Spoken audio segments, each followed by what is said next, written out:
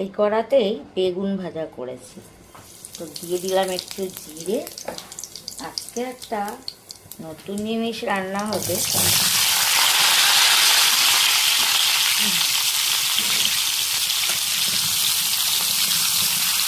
এটা হচ্ছে ওলকপি।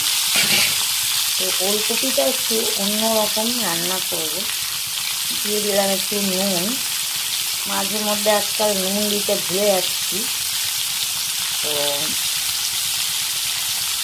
হলুদটা একটু পরে দিচ্ছি। একটু নেড়ে নেব। আর এদিকে আমি একটু গোবিন্দভোগ চাল ভিজিয়ে রেখেছি। ওই গোবিন্দভোগ চাল দিয়েই আজকে ওলকপিটা রান্না করব। ওই যে তোমরা খেয়েছো না চাল পটল, আমি কখনো চাল পটল খাইনি। আমি ভাবলাম এটা একটু ট্রাই করি। এখন তো বেশ কচি কচি ওলকপি পাওয়া যায়, তো সেই জন্য আমি এটা নিয়ে এলাম। তো খুব বেশি নাড়ানাড়ি করার দরকার নেই। দিয়ে দেবো মশলাটাও। এই দেখো মশলা আমি আগেই বেটে রেখেছি, দিয়ে দেবো। এই মশলার মধ্যেই হলুদও দিয়ে দিয়েছি, তো দেখতে পাচ্ছ। তো চলো এবার মিক্সির বোলটা ধুয়ে সব জলটা দিয়ে দেবো, আর মশলাটা ভালো করে কষিয়ে নেব।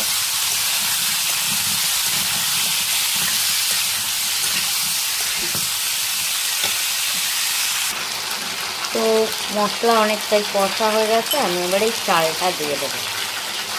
চালটা না দিলে এখন চালটা আবার সিদ্ধ হবে না।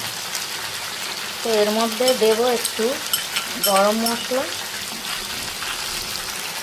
তো দেখো চালটা দিয়ে একটু ভালো করে এর সাথে কষিয়ে দেবো। তো এটা আমার নিজের মন থেকে করছি। অবশ্যই তোমরা তোমাদের আমি জানাবো খেতে কেমন হবে, আর তোমরাও রেসিপিটা দেখো আর আমাকে জানিও। তো মশলা কিন্তু কষা হয়ে গেছে, মশলা কাঁচা গন্ধ আর নেই।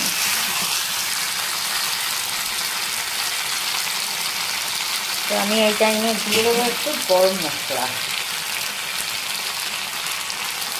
যেহেতু ওলকপি একটু গরম মশলা দিতেই হবে। ভালো করে কষিয়ে নেব।